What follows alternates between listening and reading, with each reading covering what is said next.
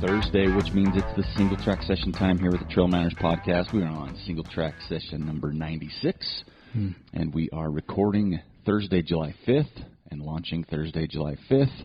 So this is like as current as we can get. It's almost live. Other than what's coming in 10 minutes. Right.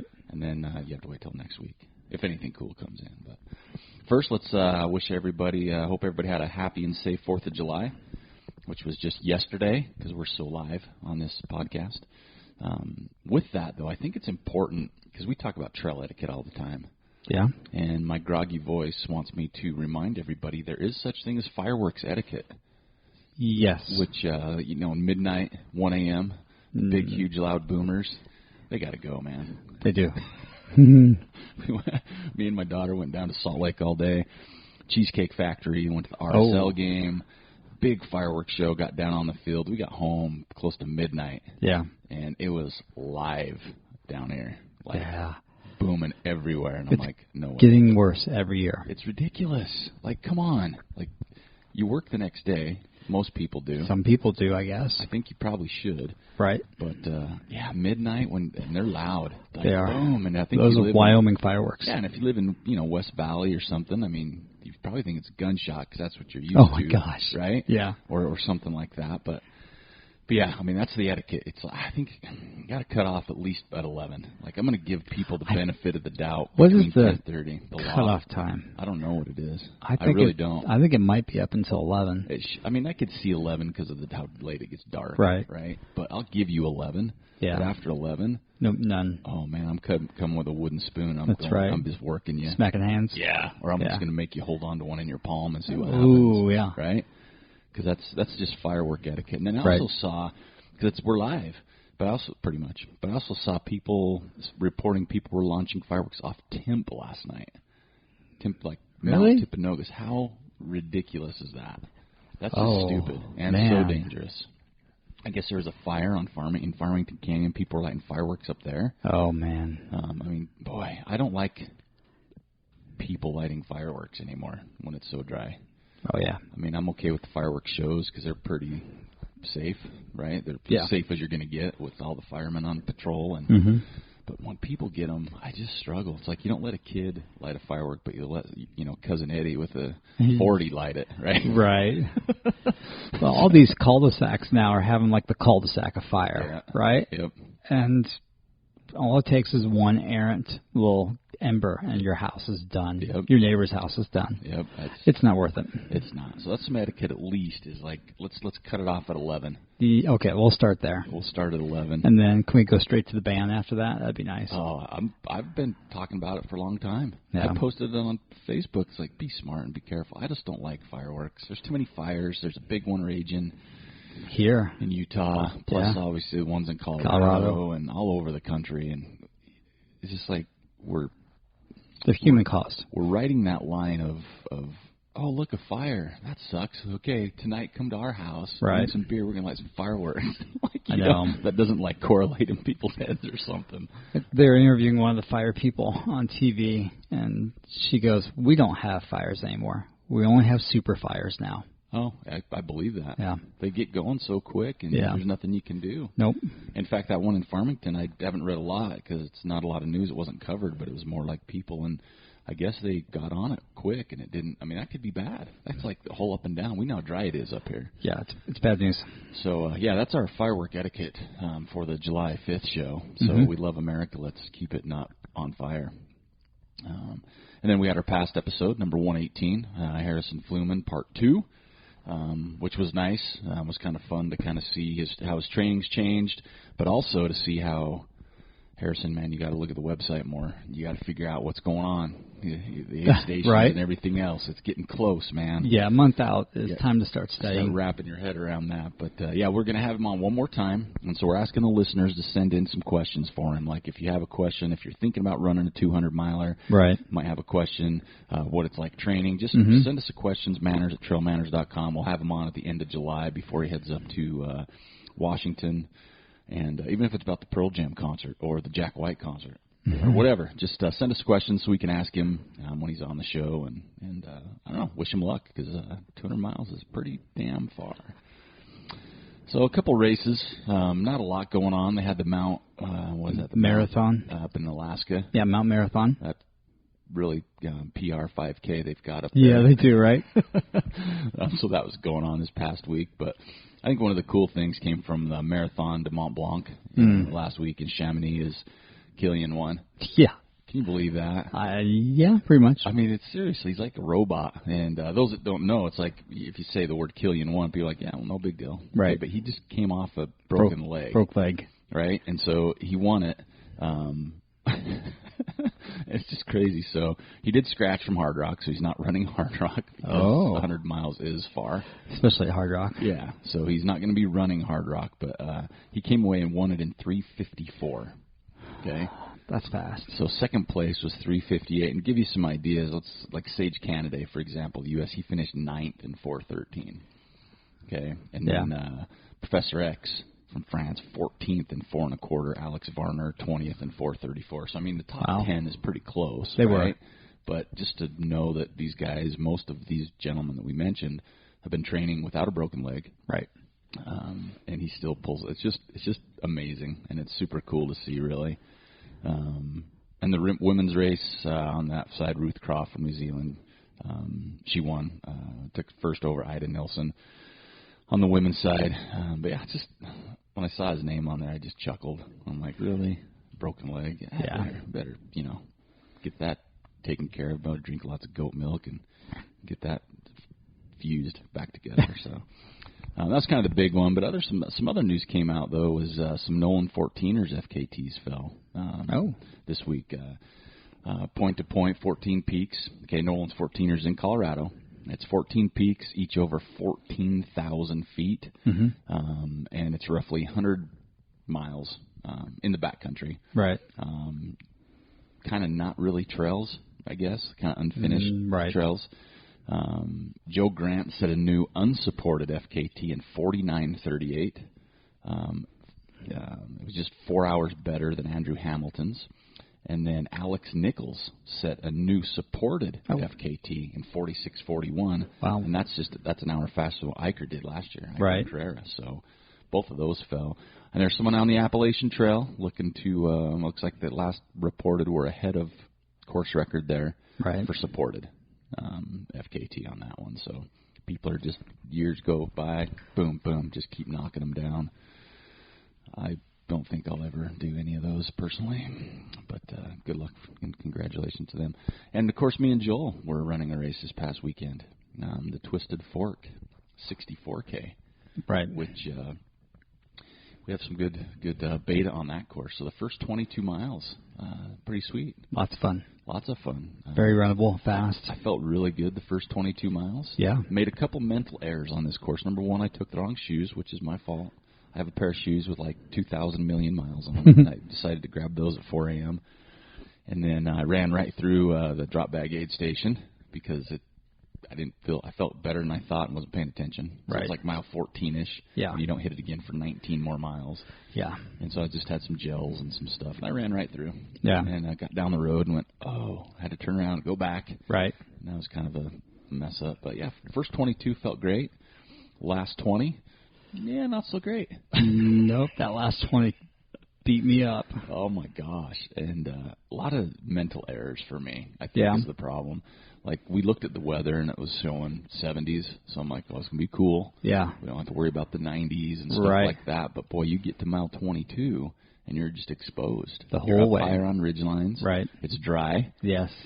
And I got sunburned pretty good, and I just got worked, absolutely worked. Right. A lot of walking. I came into mile, 33-ish, 34, or whatever, at my aid station. I sat down for a good 20-plus minutes. Oh, that Jeremy Rance aid station. Yeah. I was just like contemplating a car ride with only 7 miles to go because I was dizzy. Right. I was stumbly. I couldn't even run. I'm like, all right.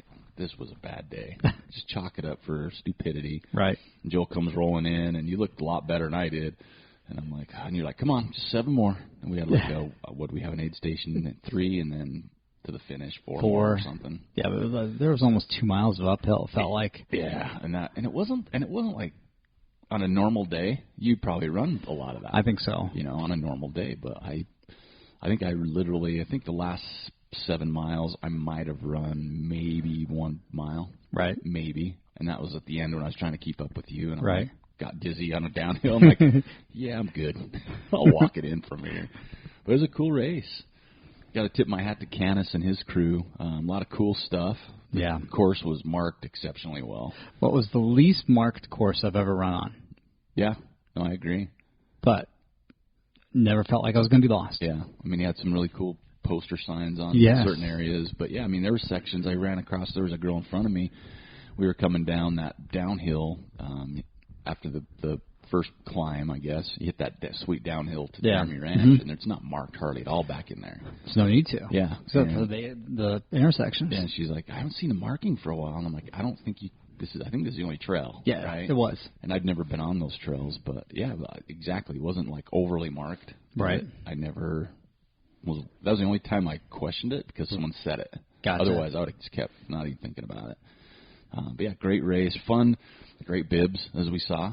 Softest bibs ever. Softest, had our name on them. The shirts were super cool. I put mine on when I got home, like 2 days later when I had the energy to change shirts, and that felt great. They look soft. I haven't put mine on yet. It's soft, man. Just super. I love the material. Yeah. But, just a great event. Good finish line. Fun start area. Yeah. Great. It was a good time. Good course. Got worked, and that's just how we do these things, and hopefully you learn and do better the next time you outrun. I think if we were to do this race again, I'd make sure we park the car closer to the finish line. Oh, yeah. Joe had to come get me. Yeah. Because you did. We parked at the start.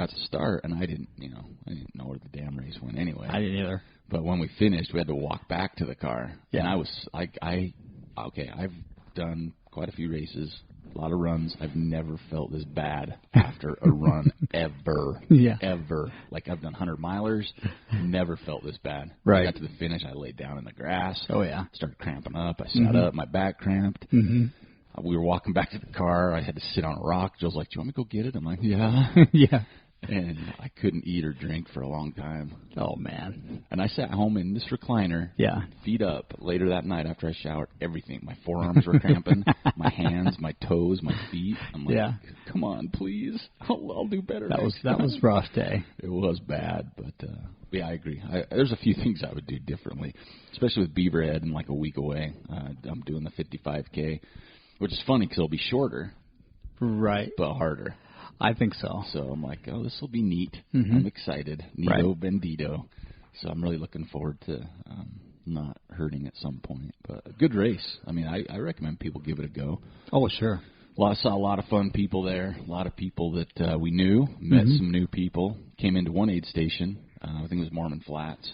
Right. And I hear this, we don't have any IPA or cheese curds. That's awesome. Up, I'm like, what? And so I think Amy Rose was her name. Right. So she was helping out. But, I saw a lot of people, met a lot of people. I think there's a Gabe on the trail. He comes by, you're TrailManners. And I'm like, maybe. I know, I'm worked right now. But, yeah. But it was a fun race. I think at the end of the day, though, I think we both look back. I do anyway, and think that was fun. Oh, for sure. Even when I was hurting bad. Oh, and I was struggling bad. And there was a point, I threw my shoes in the garbage, by the way, just so I won't make that mistake That's again. Awesome. I don't have a lawn to mow now, so I'm like, they're not lawn mowing shoes. Right. They're just trashed. I would feel bad donating them to anybody, so I apologize there. I think in a couple of years this race is going to be pretty big. I think so, too. It's a great race. I mean, Canis does a great job, and and he even is looking for... it's like any good race director. Hey, what could we do better? Right. Right. And I think fine-tuning it, the first year to go that well is amazing. Yes. Right? But I think fine-tuning great things just makes them better. And, we're here in Utah. It's just a busy time of year, right? It is.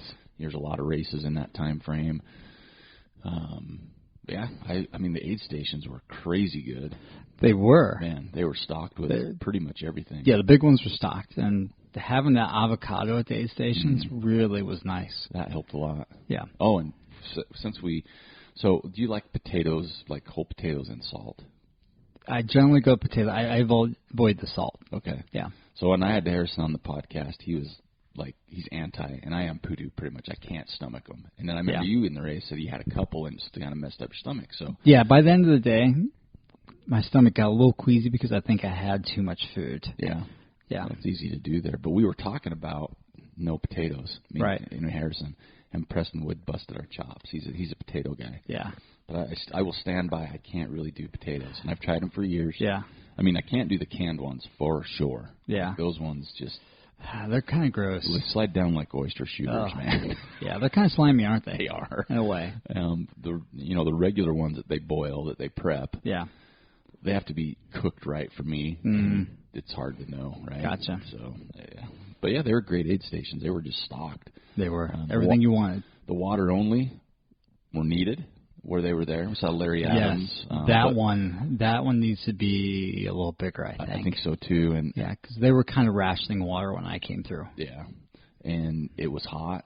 And it was warm. The water was warm because they have nowhere to keep it cool. I didn't care at that point. It's like, just get something in me. See, and that's where I got to change my ways. I'm a water snob. And so having warm distilled water. Yeah, the distilled water maybe not the best idea. I struggled with that when I took a sip. I was craving it, and I took a sip, and I'm like, oh. I just didn't care at that point. It's like, get some water in me. I shouldn't have cared because I paid for it in the long run for sure. But Mike Pace did well. It was his longest run. Yeah. He came in well ahead of us. Oh, yeah. Yeah, we saw a lot of people. I mean, it'd be hard to mention everybody's name, but there were quite a few. Had a good time. And then you notice last week, so I was doing this by myself, which is hard because I can't giggle at myself. Gotcha. Right? It's yeah. like if we say something and I laugh, it's normal. If I'm by myself and laugh, it's jail time. Feel a little weird, yeah, huh? Right? And I kind of got skipped around a little bit, but I called out Megan, kind of. Oh, that's right. You did. Then I skipped. Never followed up. I never followed up. And now that you're here, I think it wasn't all on purpose.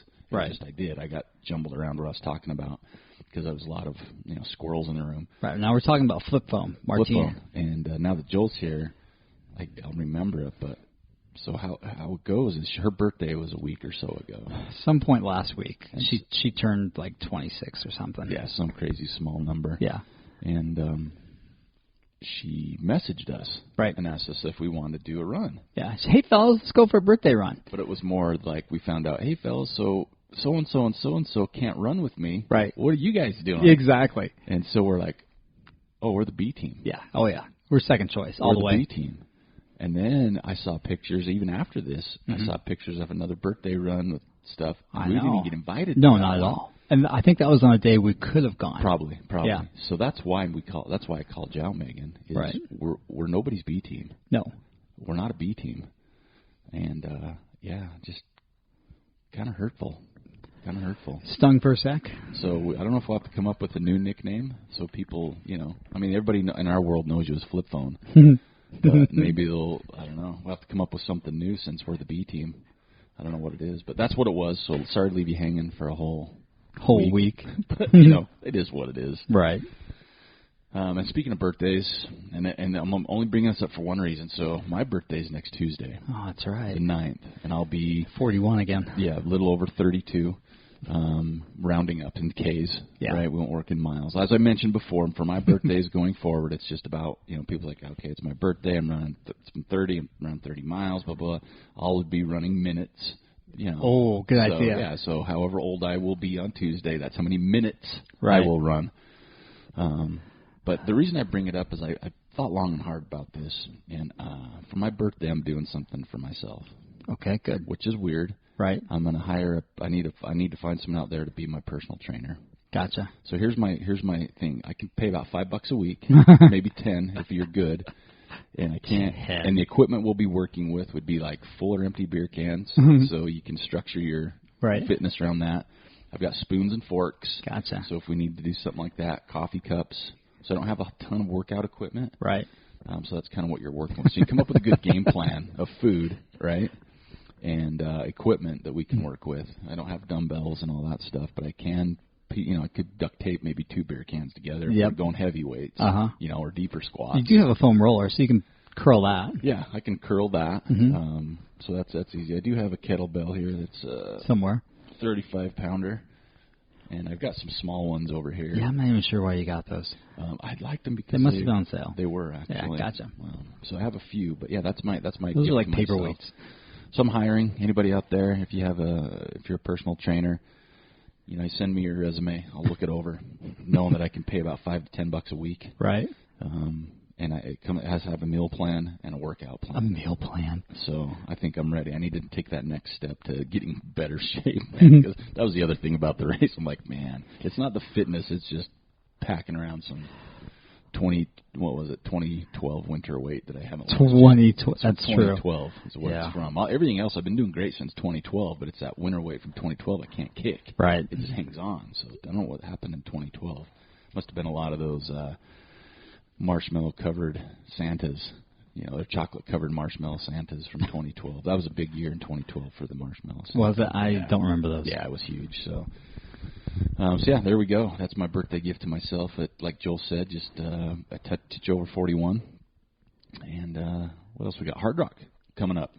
A couple weeks. Races a go, and 3 we're going to weeks. have a contest. So it is officially launched today, July 5th. We're going to run this contest from July 5th, and I'm pulling up my calendar because the race is on like the weekend of the 21st. So the cutoff on this will be the 18th. Okay. So you can now post between July 5th, 2018 to July 18th, which is a Wednesday at midnight. And again, same thing, top 5 men, top 5 women, and winning times. Okay. And I've seen the list move around a little bit. I don't know if it's really moved with the top, I'll say the elite run. People are going to put in top 5. Once Killian dropped out, it really shakes up the field. Yeah, it does. So yeah, top 5 men, top 5 women, and your winning time. So we'll be doing the same thing there, just like we did for Western. And the Western stuff, everybody got me their addresses, so that stuff will be going out. So thank you for that. But yeah, and then the next week we'll have more of a Hardrock preview. Right.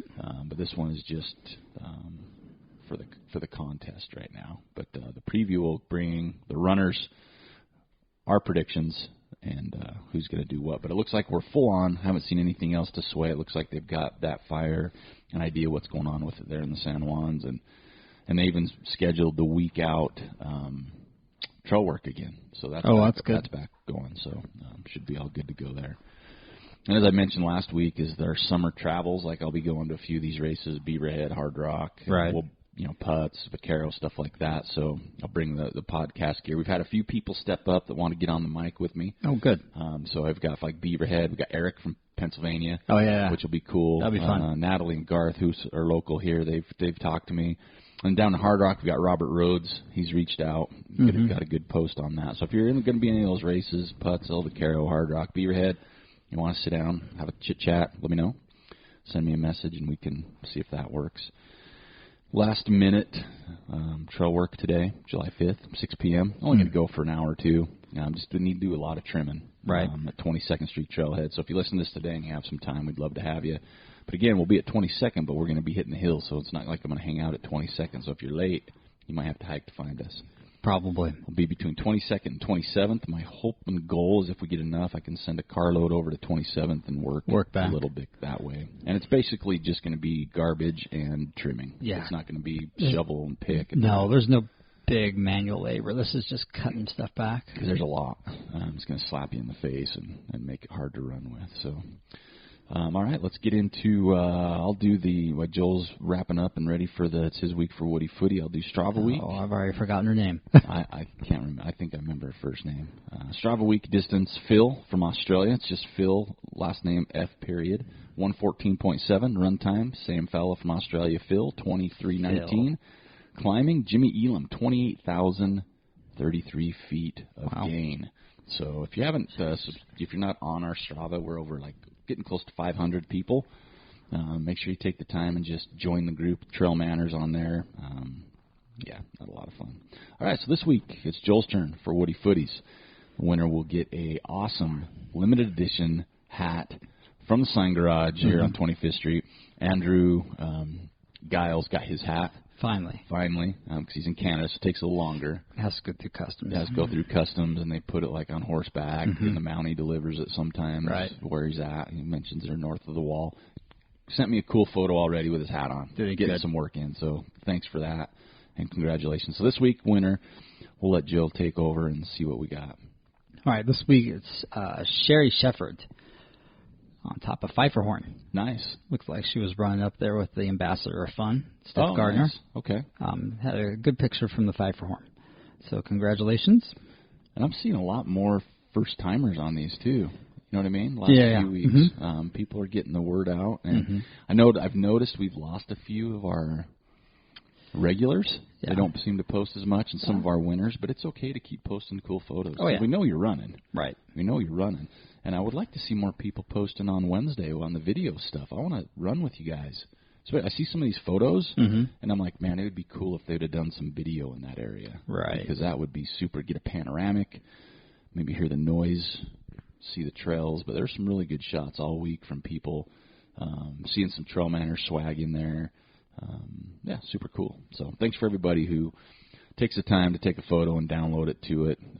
You know, if I'd have thought ahead, we'd have done another one, like a 4th of July one, but we didn't. Yeah. So we'll think of something. We got other down the road. stuff to do. We do have a lot going on. So let's. I'll get into the Ask TrailManners. Okay. We have 2 questions. Right. And then we'll get into some World Cup news. And then we'll finish up with a little bit more here. So the Ask TrailManners. Here's the first one. This one is from Cade. So this is a good one, and I think we've had one similar to this before. So here it is. He's like, Cade says, I discovered trail running a few years ago and have since run a few ultras and will be running my first 100 Vermont in a few weeks. Oh. So that's awesome. So good luck with that. As a husband and father, training is taking me away a lot from family time. Oh. I try to get the family involved. They are crewing for me at Vermont, and my boys sometimes come on shorter group runs. As many trail runners probably do, I've got my eyes on a few vacation races, as I hopefully it will be a good way to combine family time, trail running, and exploring new countries, which I think is pretty, right? So countries, I'm like, all right, you're legit. Some of the races high on my list are Madeira Island and Lavaredo. Holy cow. Right? Those are 2 really big and hard races. Yeah. Finally, my question. What are some of your bucket list vacation races? Also, do you have any suggestions for ones with families in mind, like close to beaches or other destinations? Thanks, Cade. P.S. Eric's trail sign tattoo should say, get lost. Get lost. So, I do like that idea. That's very cool. Yeah. And I still have. It's one more sitting, and the trail sign's still there. Blank. It is. And someone saw it the other day, I think at the Avett Brothers concert. I think it was John Stewart. He's like, oh, I thought it looks like you had a Band-Aid you pulled off or something right there. And it kind of does when I look at it. I'm like, all right. So I'll let Joel start. So vacation-type races for families, bucket list. What do you got? I think UTMB would be my number 1. Yeah? Yeah. For me. Because I know my wife would love to go over to Europe. Yeah. And my son, he'd probably think it's cool, too. Yeah. And then I think there's a race on the island of Corsica. Oh, wow. In May. That'd be a good time to go over to Italy, hang out, and then go over there and do a little race. I don't think it's a long race, maybe like a 50K. Okay. That would be fun. Tarawera, I think that would be kind of fun to do that. I think so, too. I think they have a shorter distance. That way you don't have to do the long one. Yeah.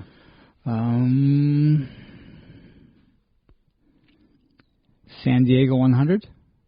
Because you're down in San Diego. Because you're down in San Diego, so you're close to the beach. Maybe something in Patagonia area. That would be rad. Yeah? That'd be super cool. There's probably some races in Ireland. That'd be fun to do. See, I'm with you. And I think for mine, a lot of mine on this whole family thing, like I don't know if I'd want to do a big, like 100-mile type race. Because I'd be wrecked. Right? And so if I'm taking my family, they're not going to want to hear me complain. No. Or sleep or like not be able to participate. Right. So I think for me it'd be like maybe 50K-ish distance. I think so too. And under, but not like I wouldn't travel to do a 5K, no offense. But I think a 50K distance in that realm, I mean, you can go up to different, 60Ks and different things. But I'm with Joel. I think, see, I'm different. I don't mind beaches, and I think it'd be fun to be there with the family. But I'm still that mountainous, like when you say Patagonia, when you say Tarawera, like I'd love to go down to like New Zealand. Yeah. I think anything on an island would be fun, depending on what it is. Like I wouldn't do like Costa Rica type island just because it'd be humid. No humidity. Yeah, and I don't want to get like a monkey jumping on me. No. You know, I'd like to tour where monkeys, but I don't want to like a wild monkey. I want to be somewhere safe. Yeah, exactly. But I haven't really thought a ton about like the Madeira, Lavaretto. Like if I went over to Europe, mine would probably be TDS. Just because of the distance. I do like CCC. Yeah, CCC. Yeah, they're perfect. So that's family-based. Like, not to say I don't want to do UTMB, but again, that would just totally wreck me. Right. And if I'm in Europe, I'm going to be walking around, checking out stuff. And so, for sure. I don't know if I would. That'd be a tough one to work a really good vacation for me. I know people do it all the time. Well, you try to do the vacation stuff beforehand, and then that would be like the icing on the cake. But see, that would be hard for me too because we'd be walking around. I'm like, oh, check out that Danish. Oh, check out that. Oh man, you got to throw that to the wind. You just got to go over there and do it. And then you embrace the culture. Well, I would. Yeah. But then if I did that before a race, I'd be running the race going, wow, my shirt don't fit. You know. But yeah, I don't know. I like to because as I told you, and I've been talking about more, is some of my. It'd have to be like a really cool race because I'm looking like my trip to Bellingham, for example. Like I've always wanted to go up and run Chuckanet so I could go to Bellingham. But now that I've done the Bellingham, like I don't know if I'd go run Chuckanet.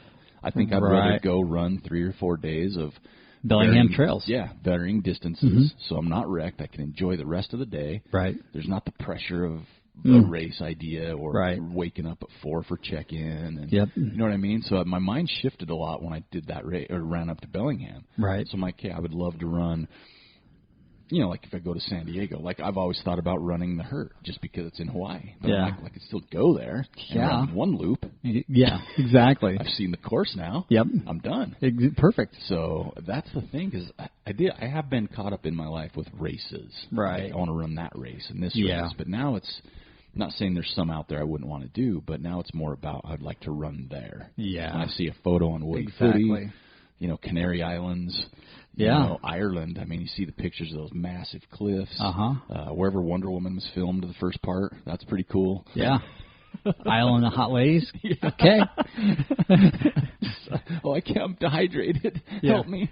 But yeah, I think that's what mine would be based around more now, is not the race scene as much as it is the trail scene. Right. Because how cool would it be to go like to Wisconsin and try something new, like on the Ice Age Trail? Oh yeah. And then go hang out with a bunch of locals and like the trail running groups there, and they'll take you for some good beers and cheese. Yeah, and cheese, right? Or back in New Hampshire where it's green. Yeah, that looks pretty cool, right? Hook up Vermont. Yeah. Is another place I still want to get to. I want to go run there in the fall. Yeah, it'd be so cool. That's iconic. And just sit and, you know, suck on some maple taps as you go. Yeah. When no one's looking. Because the trees have teats, right? Yeah, they all do. Maple teats. They all do. Yeah. It's like a fairyland. Yeah. And that's a big reason. And, again, that's Georgia Death Race just had their lottery, and I didn't put my name in. Nope. And in the past, I wanted to.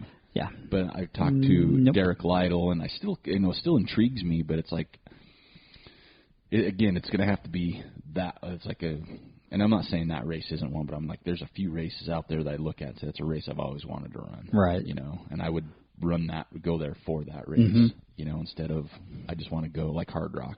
I'm going down there in a couple weeks, and I get to get out as much as I want. I know. And not have to worry about racing. Nope. But that is a race that intrigues me because it is Hardrock, just like Western States. Right. As much as I foo-foo not getting in, it's like, but that's Western States. It is. You know? So, long answer, Cade. It really depends on what you want to do. You know, I could see like Madeira Island, you know, it's not like crushing distances. Right. But yeah, that's with me now. I just want to, if I had the money, holy cow, I'd try and go once a month somewhere different, just run on. And I want to meet the local people. Yeah, that's the fun part. Like if I was going to Vermont, or, you know, I'd hit up some of our TrailManners listeners, say, hey, I'm coming into town. Yep. Where should I go? Or do I get a tour guide? Right. Not just trails. I need tour guides at the breweries, and the restaurant scene. Not the Yelp stuff, the stuff you guys tell me. Exactly. And that's what I think I would do. Because I still, even though I've been up to Bellingham, there's still trails I want to run up there, go over to Mount Baker. Love to get up into Canada. Yeah, Vancouver. Where John DeMartins runs. A lot of his photos are killer. So that's my thing. I think is just Alaska, Mount Marathon. Oh, God, I'd love to go up to Alaska. Mount Marathon. That's kind of like a bucket list race. Iconic type. Yeah. I'd love to get up and run in Alaska for sure. And that's a little different. I would need a tour guide / a ton of people just in case little furry monsters came out. Oh my gosh! Yes, those bears. Yeah, those guys. Like I still think I'm one with a bear. Like I'm not that worried. I think I have this thing in my head like crocodile hunter, but not with stingrays. With bears, I think if I saw a grizzly, I think we would kind of like look at each other, right? And it'd be legit. We'd be good to go. I wouldn't pet it, but I'd be look at him. He'd look at me. He's like, "Oh, I know you through some spirit worlds." Yeah, these are spirit animals. Yeah, so we're golden. And I'd be like, "You go that way. I'm going this way." But yeah, Cade, that's my answer. My answer there. But yeah, that's what I would do. Next one is one that, man, Amy Butler, you naughty little thing by asking this question. It's a pet peeve of mine, and we're going to get into it. And I'm waiting to hear your answer, too. Okay. So the long and short of it. So what's up with the short corners?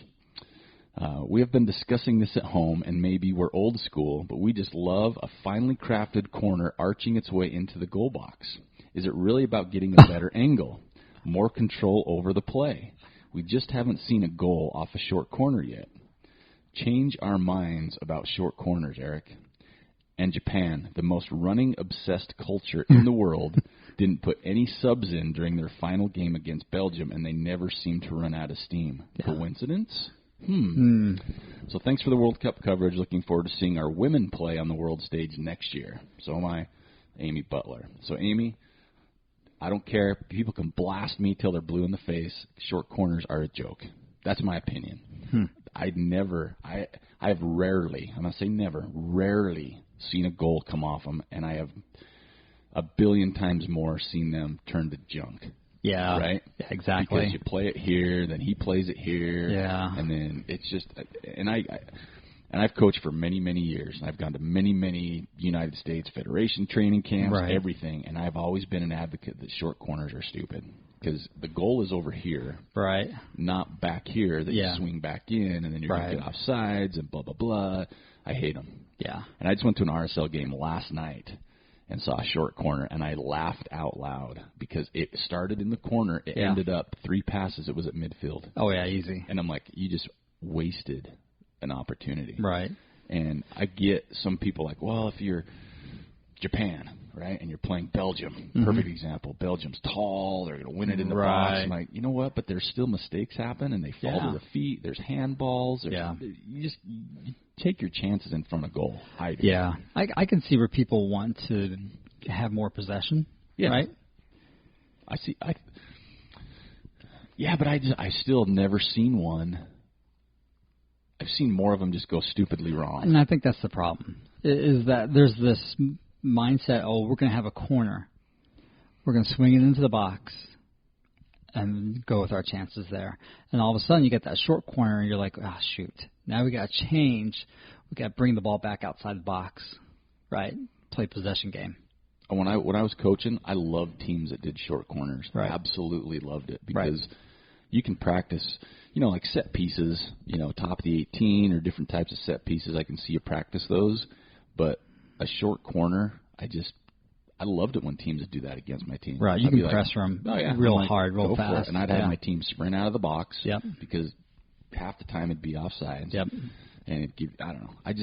Amy, I can't change your mind because I think they're shite.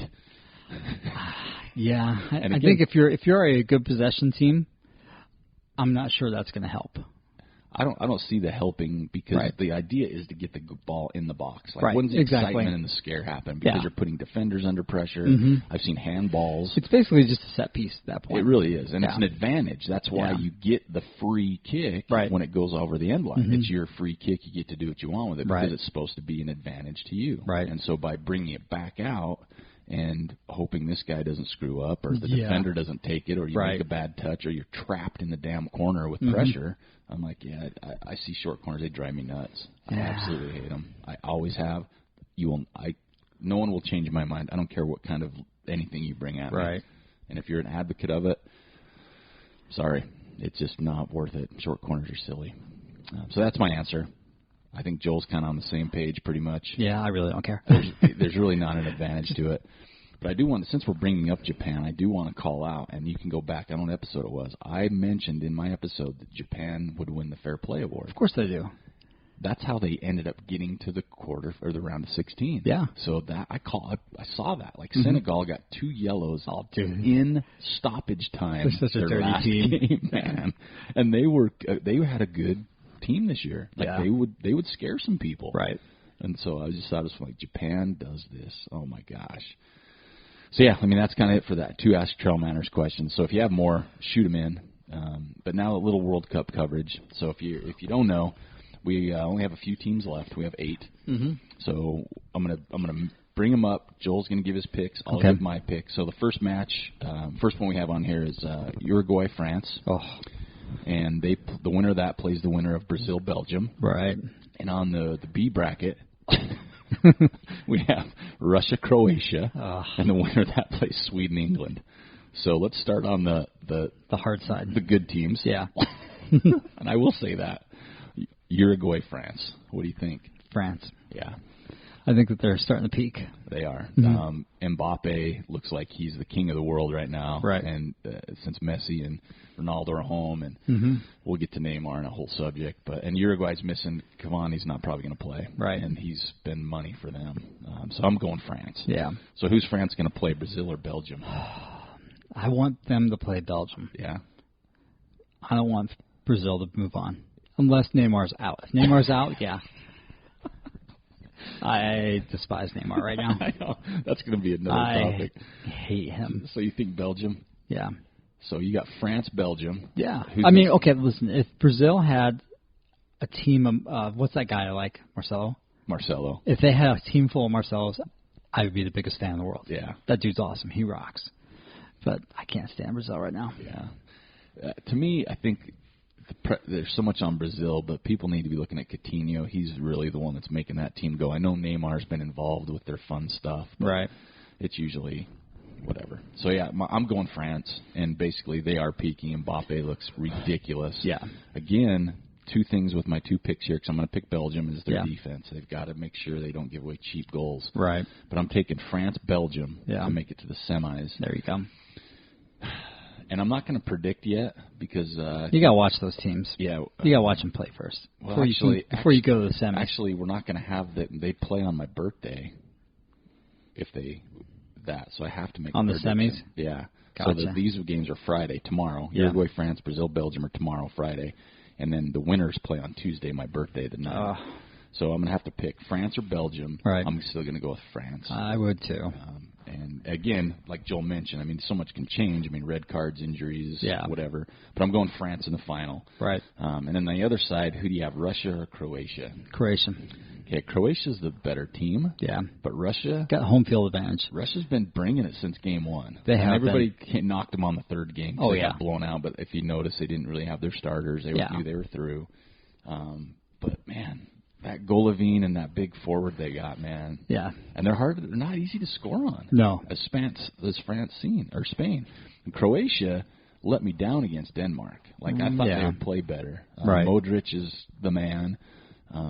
So I'm going Russia. Are you? I don't. I could see them having the home field advantage and just rolling with that energy. They've got Putin in their in their ear saying win or die. Yeah, exactly. Yeah. But I did see an interesting photo that no one has touched on, and I only seen it briefly, and it was gone. The big forward up front for Russia during the last game, they showed him out of the locker room. He had a needle mark in his. What do you call that area? Where you get blood drawn? Yeah, right? Where they're doping. Yeah, basically. Exactly. And it was an actual needle mark. Well, yeah, of course they're doping. And someone had a photo of that. Yeah. And I'm like, oh my gosh. I mean, again, it's not like it's a secret, but come on. That. But I think Russia, the way they play with the country behind them, I'm going to give them the. And again, I don't Russia, Croatia. They deserve. They've earned where they're at. But right. Kind of a throwaway game for me. I just hope it's a good game. Exactly. But I'm going to go Russia. So Sweden, England. Oh, England. You are? Yeah. See, I like England, and I love Arsenal. That's my club team over there that I follow. But they got so lucky against Colombia. Well, yeah, of course. And but They broke the curse of winning PK shootout. Exactly, and that's why I pick them. Sweden looks pretty tough. Yeah. Their defense is pretty solid. I think England is kind of like the monkey on their back team. Right. And I still don't think he took the best England squad over there. I think there's guys that shouldn't be on the team. I'm picking a Sweden victory. I know they've got Harry Kane, and everybody thinks he's the man. Right. But I'm going to go with Sweden. I think Sweden might play for a shootout. Yeah. The way they play. But again, you look at who's going to make the final, right? England, Sweden, Croatia, Russia. England's already they're in, right? Over their country, this is it. We've got it. Yeah. And so that's the other reason I think it's against them is they're looking at the road is not as tough. So. I'm going Sweden to the final, which I would have never picked in the first round. And I still don't think they play the best, but I think they play well enough, even without Zlatan, that they don't have that pressure of him on the team. Yeah. I'm going to take Sweden, France, final, France with the win. That's my picks. Again, barring injuries and cards. That's what I'm going on. Sweden and France. Okay. Yeah. And they both have good food. So I think if Russia wins, they're going to the final. Yeah. I think if they win this quarterfinal, they're going to go to the final. I wouldn't be surprised. Yeah. This side just riding the hometown vibe. Yeah. Yep. Because the Russians will keep the other teams up at night at their hotels. For sure. So that's my picks. And it's been an entertaining World Cup, but to see teams, and I get it, but to see Spain's and Germany's and Argentina's and teams like that not this far. Yeah. I would have never picked Russia, Croatia, or Sweden this far. No. The other teams, I'm okay with. Yeah. I get it. But it's been entertaining. And the final is on the 15th, Sunday the 15th. Third place games on Saturday the 14th. But going back to Neymar. All right. So they had a stat. He's been on the ground for 14 minutes. That's a long time. That is a damn long. That's a nap. Yeah, it is. Almost. But I don't like. So the last game, who were they playing? Who was it they played last? Mexico. When he's on the sideline about midfield, and the guy stepped on his ankle. Right. Right? And he went into an absolute, someone hit me with a stun gun. I know, right? And shoved a pineapple backwards up my rectum. That's the kind of mood he was in. And I watched that please don't do that. Yeah, no. You look like a damn idiot. They need to card him. Oh, red card. And people are saying, he's getting tripped so much. And he does. No, he does. He takes a lot of hits. If I'm a ref, I'm sorry, but I'm not going to give you a call every time because I don't know it's real anymore. No, exactly. And act like you're dying. Yep. And it's bad for the sport. It is. And you see kids watching this, and they're looking up to a guy like that. Right. They're emulating that on the field. I oppose diving. I always have. Even when I coached, I hated it. I would pull players on my team if they did stuff like that. Right. And they'll attest to this. If they made a foul that was a dirty yellow, right, or a dirty play and not get carded, I would yank them. Right. I'm like, we don't play that way. No. We play hard, physical. I will say, I'm not a saint. We did have a play where I'd hold my arms up in an X formation where a guy would act like he was a hamstring. He wouldn't during a tackle, but he'd lay down and pull his hand, his hamstring was pulled. So my team could gather around and kind of. Gotcha. Right? But I hated diving. I always have. I know that's where soccer gets most of its knocks. I don't blame it. Yeah. But guys, Neymar just drives me nuts. He's too good a player to do that. Right? You know what I mean? It's you want to be included with Messi's and Ronaldo's. Right. They do it to an extent, but you see Messi, he doesn't. I'm not saying he doesn't dive, but he doesn't embellish. No. Ronaldo can. Yeah, he's kind of a diva. He's kind of a diva where he pulls his shorts up before everybody check out my quads. Yeah, exactly. Oh, yeah, Gabe Joyce can do that before a race if you want to see some quads. Because he's legit. Right. Neymar. And I want to see more people. I want to see some people. This would be my ultimate giggle fest. Trail runners. Mm-hmm. Doing Neymaring. I'm going to call it Neymaring. You should. Right? They have T-bowing, planking. Yeah. The new trend I want to see is Neymaring, where people walk through a shopping mall, hit the ground, and roll around. Just ride in pain. On the trail. Yeah. If we roll an ankle, kick a rock. We stumble, but if you just, you think you're going to die. Right. Because that was, and we've seen it, but that was so bad against Mexico. I'm not saying it doesn't, I've been stepped on with studs. It doesn't feel good. It hurts. And they got him on the ankle. I get that, but it doesn't hurt to the degree where you flop for 5 minutes. Right. And he didn't get a magic sponge or the magic spray. I know. And he got right back up. Looks like he broke his leg, but he didn't. And I always, me and my daughter, she'll watch games with me, and she knows it now. Like, I'll talk, and she goes, is he okay? I'm like, he's fine. Yeah. He'll jump right back up. Right. You know, and then it's bad for when a guy truly does get injured. Yeah, exactly. You know, because it's like, and it puts a lot of pressure on the referee. And I don't like that. But with VAR, and I love that things are on TV. I would like someone to compile a Neymar fake video, and I'm like, this is why you're a tool. Yeah. I mean, he's so talented. I will not say he's not. I mean, he's done some amazing things, but to me, that's just a blemish. Right. You know, it's like a Lance Armstrong doping. It's just a blemish on who you are. Those are two different scales. Oh, totally. But right? It's just a blemish. It just makes me just go, like you said, you can't stand him right now. Yeah, I can't stand him. And a lot of it has to do with just his attitude and the way he acts. Yeah. He comes out with the funky spaghetti haircut. Yeah, exactly. Okay, you look kind of like a dude. It's like he's a 13 or 14-year-old boy. Yep. Right? And he needs a coach to smack him upside the head and say, this is not how it's done. And cool story, I used to work at a soccer shop years ago, and Ronaldo was coming on the scene when he was young. Right. Well, the Nike rep was tied in with where Ronaldo was a Nike guy. He told us, we'd go through these Ronaldo stories. He's like, Ronaldo has 3 handlers. Right. Because he was so uneducated. Like right. He just wasn't smart because he was the soccer guy. He never had to go to school, poor country. And they were like, he is so immature. Right. With the way he acts and the way he spends his money. Nike hired 3 not Ronaldo friends, not his posse, right. 3 outside people just to take care of him right. on a day-to-day, not when he traveled, like every day. Every day. They lived with him early on. I'm like, Neymar needs that, though. Yeah. You want to be taken seriously. Yeah. You need to do this because the players are starting to. You can see the players shun away from him. Right. You know, even his teammates aren't commenting on what he's doing. Dude, if I was in his locker room, I would yank on his jersey. Oh, I'd work him. Dude, you do this again, nobody's going to pass you the ball. Yeah, but he is. He's talented. So talented, but it doesn't excuse his actions. No, it's ridiculous. So I want to see some Neymaring people. Show a little video. Act like you stumble on a rock and just roll around till rattlesnake bites your ear. Whatever. Please be careful. Don't. Maybe check your surroundings out before you do that. Before you do it. No, cliff. But I'm with Joel. I just can't stand the dude, which is sad because he is talented, and that's more credit to him. But quit it, man. Come on, grow up a little bit. I think that's it for this week. We got a full slate. We got a lot going on. I don't know if we'll have a show on Tuesday. That is my birthday, and we've got a lot going on this weekend. But we're looking at full shows moving forward. We might squeeze one in. Who knows? It's going to be a busy month with travel for me. And Joel's got a lot going on, so our schedule's going to be screwy. Getting together is going to be screwy. Yep. Joel's just legit taking off with stretching right now, right? That's getting busy. Yeah. I've talked to people. John Stewart the other day, he's like, man, I really need to get, because that helped my hips so much. Good. Yeah. I had Meg Campbell. Oh, yeah. She jumped in the other day and got on the table. Awesome. Yeah. It was good to meet her. She ran up a Twisted Fork. Nice. And she messaged me, and she came in and got on the table, and hopefully we helped her out. And also I referred her to Sam. So Nate's always been our guy for massage, but he's so hard to get into. I saw Sam. So if you're in the Ogden area, go see Sam. Yeah. And if you want his number, let me know, and I'll get you his number. So let me ask you this. How do they, if they want to get a massage, like stretch? Oh, just message me. Okay. Yeah. Facebook?